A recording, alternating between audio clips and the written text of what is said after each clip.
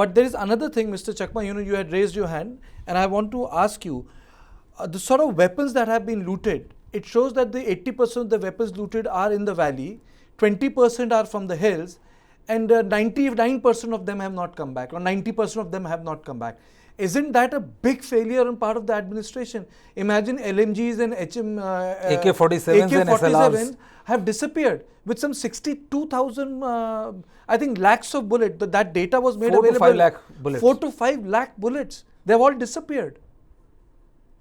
So that is why from the beginning I have been saying that the state itself had decided to arm the civilians, and the chief minister is no longer the chief minister of the entire people of Manipur. He represents particular community, and he speaks in a manner as if he is responding on behalf of the community, of a particular community, which is extremely unfortunate.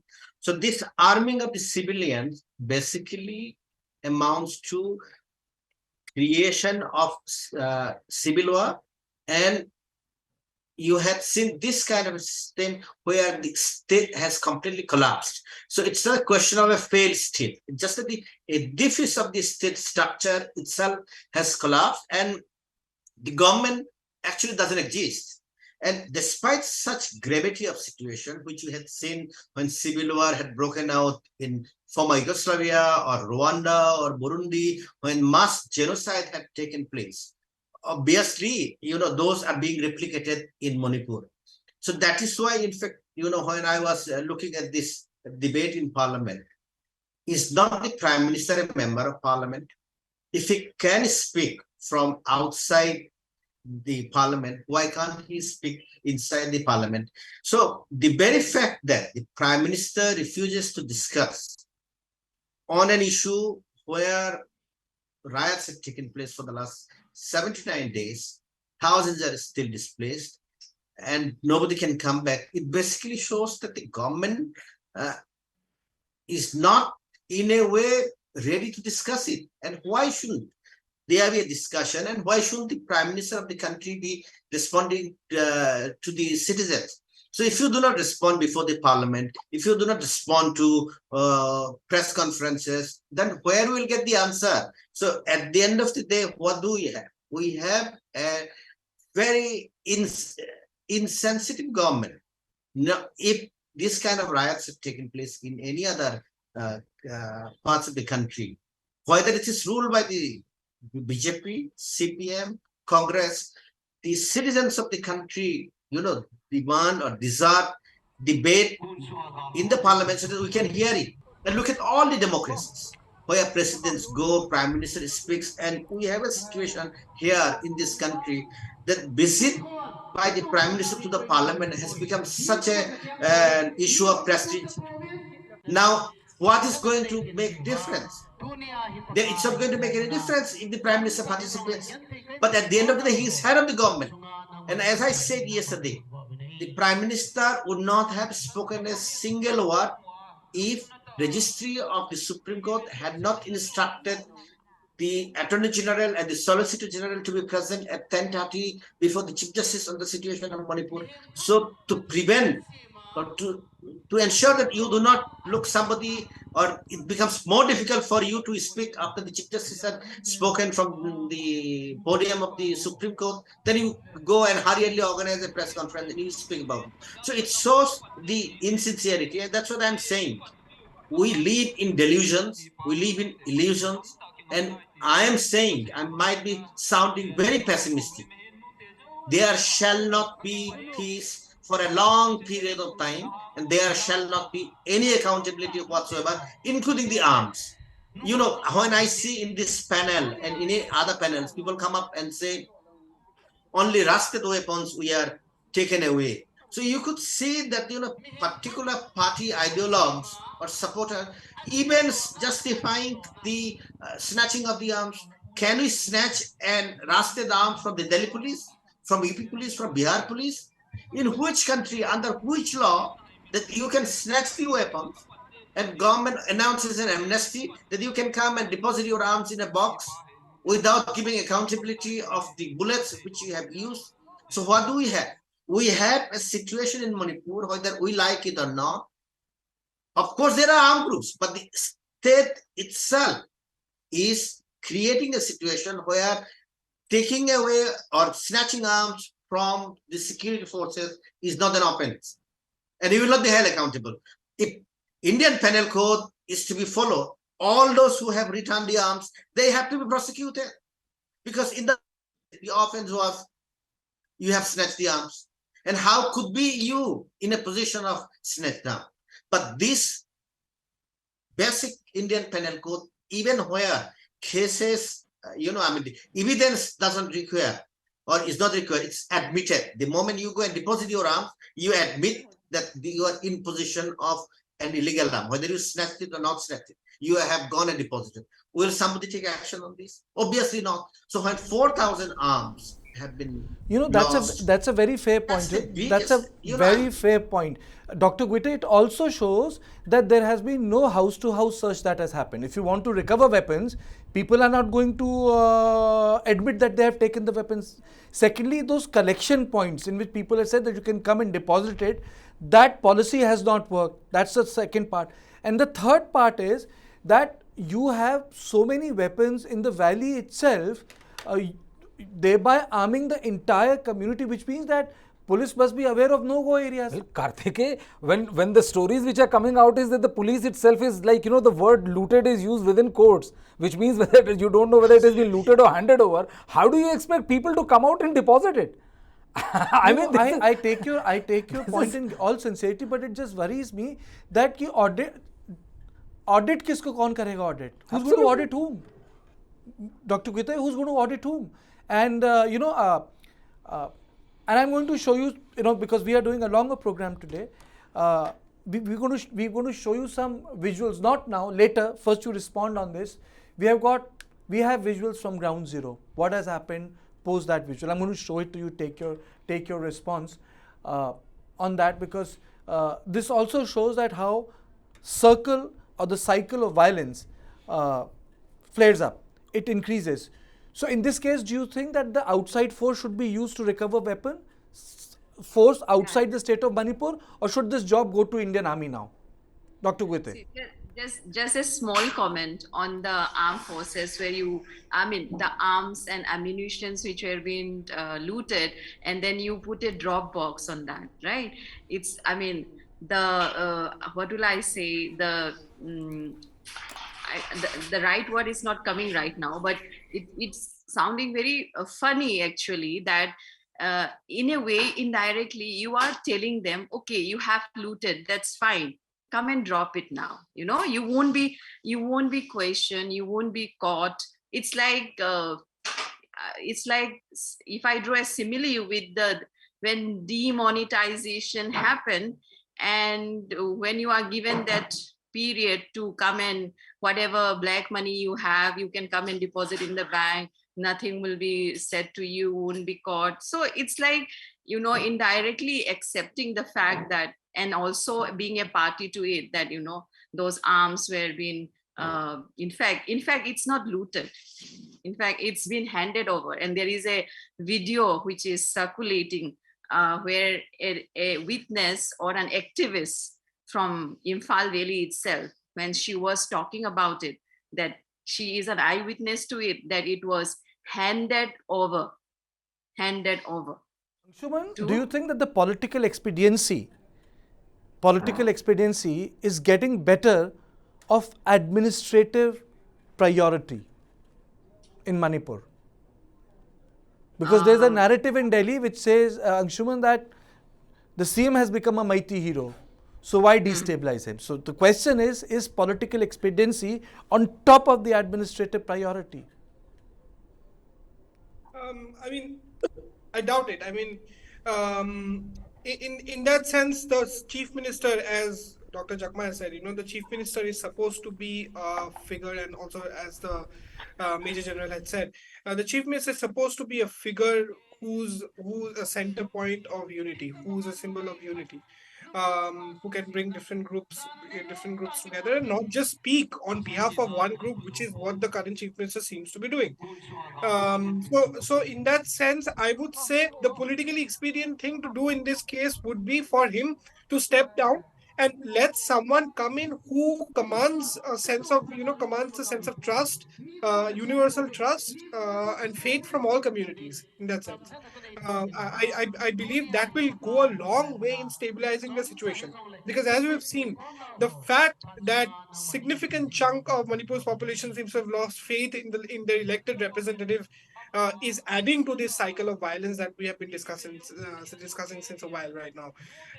Few days back, we saw that there were talks about him resigning, and then there was a whole sort of theatrical series of events in which we saw a letter which was torn apart, and then he did not resign. Now also we are seeing a similar chatter, where despite a mountain of evidence that there was abdication of duty on the part of the state, the abject failure of the state to control the law and order situation, and also bring the perpetrators of mass sexual violence to justice. Despite this, we are still hearing chatter that Chief Minister Biren Singh won't be resigning. Right now, this exudes a sense of I would say extreme arrogance on his part. Or a sense that no matter what, no matter how low the situation goes, how badly the violence spirals, he is going to stay in power, right? And not act in public in the sense, in the for the good of the greater good of Manipur, right? So this is in fact adding, I would say, to the sense of instability, to this lingering sense of that there could be violence at any point of time. So I would say, if it is about political expediency, then both the central and the state leadership must review immediately, urgently, the political leadership in Imphal at the moment, General and they Messer, should be. okay. General Messer, I'm coming to you for a very specific question. How do you get back the weapons, sir? What is the process? What do you do? The people would really like to know. Yeah, the weapons can be recovered. There is no denying to the fact. And firstly, I would just add on few things. Then I'll answer this question. You know, if a weapon is lost, I would even come down to ammunition. In the army, one round of ammunition means only one piece of ammunition. Even that, if it goes missing, immediately the entire effort is made to recover it, search it, and order a proper, thorough investigation. And the culprit, whoever has been, if it is a lapse or a deliberate attempt, the person is charge sheeted and he is taken to task. Now here, huge number of weapons have gone missing. Obviously, it's a fact that the police people have themselves ran away, given their weapons, and therefore it is a deliberate ploy to arm some of the people in a particular area, so that the ethnic war or ethnicity divide can be taken care of and people can be eliminated. It is very clear and simple. Now, recovery of the weapons. Firstly, the recovery of the weapons is possible. Now, this cannot be certainly done by the police because they are hands and gloves with the locals. Therefore, it has to be done by the Indian Army. That's the only way. We'll have to induct a large number of people. Then the law and order has to be, obviously, it warrants a presidential rule, so that the armed forces have a total authority and leeway to conduct search irrespective of any ethnicity. And they will have to do searches in villages first, cordon the villages, do a proper search. Thereafter, once it is done, in fact, simultaneous search has to be done in large number of villages, because we won't even have the number of people to do that. And we have to have even women constables, some ladies from the Indian Army will have to be also there, because actually most of women have been unfortunately used as a weapon of warfare in this ethnicity divide. You had, when the chief minister was actually directed to resign, you had one BJP MLA stating on your channel that he has been directed to resign. And thereafter, what unfolded, it was the women who again played a major role. So women has been used as a weapon of weaponization, or instrument of weaponization, which is unfortunate. So therefore, weapons, obviously the women have to be searched. Their places of abode have to be searched. And that cannot be done by the male armed forces people. So it has to be thought of a very, very deliberate operation. Once all the villages have been done, and we have to divide each area. And once it is done, that area should continue to remain under cordon, because if tomorrow the army goes and search some other place, then the weapons from that particular place will reach this village. So the cordon should continue, the sanitization should continue, new areas should be searched, and later the jungles have to be searched, the mountainous terrain has to be searched. It's a very, very major operation. If we are expecting people to come and surrender, no, that will never happen. And that is why this problem, I really do not foresee how it is going to end. And actually, why was this problem created? I would now come back to your first question. Why the 36, 48 hours, nothing happened? That should have been, and in fact, the reverse happened. Weapons were given, looted, whatever it is. We all know what happened. People were being eliminated, religious places were being burned, people were being killed. Uh, you have heard a Subedar, a veteran Subedar of the Indian Army, today's Times of India. His statement is there. His wife was also one of them. I think a 42-year-old lady. It is so, ghastly that whatever has happened is such a ghastly. And we had an officer, a Subedar of the Indian Army who served the Indian Army. He fought the Kargil war, and he stated that when in Kargil it was not so dangerous, this place has become the most dangerous place now to be. And he finds now safety and solace in the camps established by the Indian Army. So what is happening? So firstly, this 36 to 48 hours, I think an independent inquiry committed of very, very impartial people with high integrity, they need to go on ground, ascertain the facts as to how the whole thing has been, and large number of heads have to be rolled. There is no doubt. It is the leadership failure, and that is how you asked that question also, why 36? The father figurely has to bind people, not use the people for his, a leader has to serve the people. Let's be very clear. Leader is not supposed to serve himself through people. I'm making a very candid statement. We have also been leaders in the Indian Army.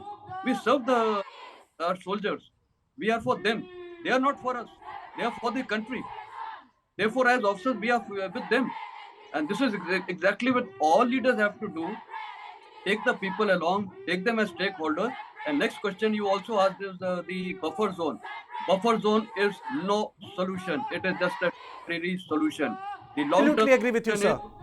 I absolutely agree with you, sir. I absolutely agree with you. Lot of people have been saying that it is a mana. Sir, it is not a mana. I absolutely agree with you. Buffer zone is not a mana. It's a temporary arrangement. It's like a grid. But you can't create two camps in one nation. I absolutely very agree with you, Western Saab. Yeah, very true. And therefore, the people need to be brought as one. And if this thing would have been controlled in 36, 48 hours, let me tell you, this hatred would not have reached to such level. Now the hatred has gone to such deep divides. I'm telling you, it is going to take ages. This damage has been done. This will be a unforgettable chapter in the history of India and in the history of Manipur. The damage has been done. Now we have to see efforts to gradually retrieve it. And I think one of the first steps is, why this incident actually came to light, why it has happened. Let's analyze that. If you see the government of India, because I've handled this task way back in 2010-11, and one has been following it up. The government of India was very keen that the Hill Autonomous Council needs to be established. And this time, I think they were very, very clear on that it needs to be signed so that this problem is resolved. And that is why the Indian Army had also started that Sioux operations. There was a purpose, so that to bring the people into the mainstream and let not the state be unstable, because it suits China. And that is what the intent of the Indian Army was. And therefore, the government of India was in line. And this thing was about to be signed. I think somewhere in February, this proposal was Okay. already found. Now, this actually did not suit the leader of a state. Why? Because you lose your powers of finance, of governance. This model exactly should have been the Bodoland Territorial Council. This was also done by the government of India. Why? So that the Bodoland problem was to be resolved, and it has been resolved. So what that mean? The governance aspect was given, and also the financial. So the budget had to be given. In this case, if it would have been signed, the Manipur government obviously had to give some portion of the budget to the Hill Council, which has been the demand. Now people are not even demanding Hill Council. Now they are demanding a separate state obliga union territory. So it was such a easy solution. The government of India was very, very keen to do it. And somehow it has got mixed up because of the insecurity. The power of finances will be lost, the power of governance will be lost. So therefore, create this mayhem and let the people die. And this is what has happened. Okay. So I think now this is what needs to happen. First step is to probably now impose this. The Autonomous Hill Council, whatever has been thought of, conceived by the government of India. And second is, I think, I personally feel, this has been my thought, if the leadership has been failed, then something has to be thought of Absolutely. to